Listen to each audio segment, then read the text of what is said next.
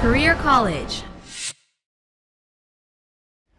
이제 앞에 분 쭉 얘기한 게 채용 일반론이에요. 아마 지금 이제면은 나는 어떤 자세로 해야 되겠다는 걸 뭐 막연하게나마 잡을 것 같고, 그다음 외국인 회사가 어떤 기준으로 사람을 뽑고 어떤 루트에서 가는구나 것도 아셨을 것 같아요. 그 중에 한 꼭지만 딱 따온 게 기업 문화에 대한 부분입니다. 그래서 외국인 기업 문화, 외국인 기업 문화라고 해서 일반 그 대기업이나 이런 데 크게 차이가 날 거라고 생각하지는 않습니다만은 제가 한 15년 정도 외국인에서 그냥 15년 정도 근무를 했는데 쭉 다니면서 제가 느꼈던 몇 가지를 제가 유형화시켰어요. 그런 유형화시킨 건데 이걸 하는 이유는 첫 번째는 그 회사에서 얘기하고 있는 어떤 그러니까 그 회사 혹은 일반적인 외국 기업의 어떤 문화 유형이 과연 나하고 맞을까라고 하는 어떤 적합성력을 한번 생각해 보시라는 거예요. 그러니까는 뭐 우리나라 기업도 그렇고 외국 기업도 마찬가지지만 퍼포먼스 중심이다. 이런 얘기 되게 많이 하잖아요. 성과 중심. 도대체 성과 중심이 뭘 의미하는 건지를 알아야 되잖아요. 그래야지 이건 내 길은 아닌 것 같다.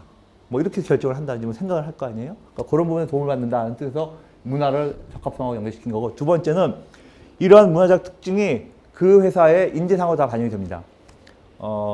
여러분들 인재상 하게 되면 아마 우리나라 대기업들 인재상 보면 다 거의 다 비슷할 거예요. 창의적인 인재, 글로벌한 인재, 그다음에 뭐 이런 내용들 있잖아요. 그것만 갖고서 설명이 안 된다는 거죠. 구체적인 케이스로 얘기하는 인재상이 어떤 건가, 그걸 보는 시간 좀 가지려고 하는 겁니다. 그래서 크게 제가 그 코디파이한 건 4가지예요.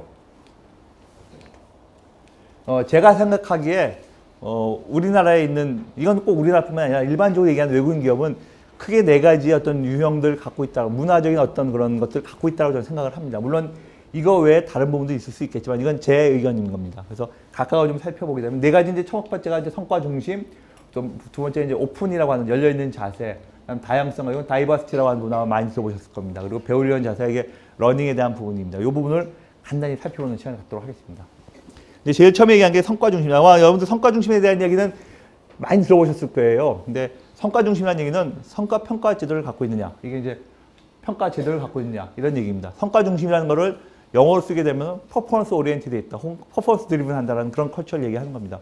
즉 여러분들이 예를 들어서 나는 성과 중심형 인간이다 라고 여러분들이 자소서에 쓴다. 그럼 뭐라고 썼으면 좋겠어요?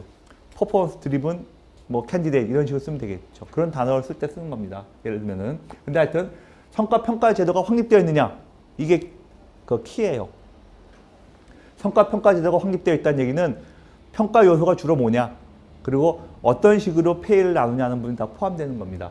예를 들어서 여기 있는 페이 폴리시의 그런 부분인데 영업을 강하게 드라이브하는 회사, 예를 들어서 델 같은 경우 이런 데는 영업사원이면은 60대 40, 뭐 이런 60이라는 거는 기본급, 40이라고 하는 거는 인센티브에 해당되는 겁니다. 그리고 영업도 성격에 따라 가지고 대고객을 직접 만나느냐, 전화 영업을 하느냐. 뭐 전화 영업을 하는 사람은 70대 30. 그다음에 PC를 파느냐, 시스템을 파느냐. 시스템을 파는 사람은 등치가 크잖아요. 잘 안 파지잖아요. 그러니까 그런 사람은 80대 20. 뭐 이런 식으로 다 다릅니다. 그게 바로 그 회사의 어떤 그 페이 폴리시하고 퍼포먼스 오리엔티드 어떤 그런 폴리시하고 다 이렇게 연결시켜 갖고 되어 있는 거예요. 제가 이게 다녔던 ASM이라는 회사는 거기는 왓과 하우라고 하는 평가 요소를 놔두고 전체적으로 그 퍼센트만 정해져 있어요. 직원은 8대 2. 그다음에 임원 같은 경우는 뭐 7.5 대 2.5 이런 식으로. 근데 그 2.5가 변경되고 이게 변경되고 이렇게 되는 거죠. 그런 식으로 회사마다 다르다는 겁니다. 이런 것들이 있느냐 하는 부분입니다.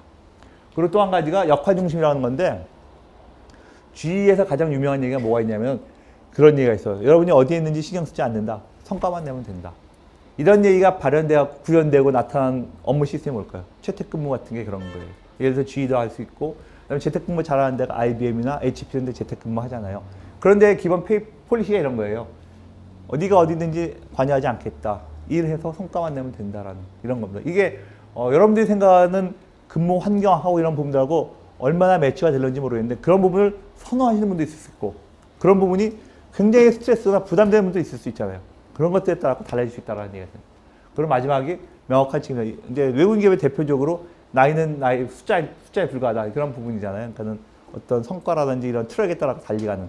예를 들어서 엔지니어링 회사 같은 경우는 그게 매니저 트랙이냐 아니면은 엔지니어 트랙, 이런 것들이 명확히 구별되어 있습니다. 이런 것들이 있는 회사냐 아닌 회사에 따라 갖고 여러분들이 앞으로 취할 수 있는 어떤 그 길도 달라지겠죠. 이런 문화를 갖고 있는 회사가 바로 성과 중심의 문화를 갖고 있는 그런 회사입니다. 이런 유형들이 나한테 얼마나 맞는지 생각해 볼 필요가 있는 것들이 되는 거죠.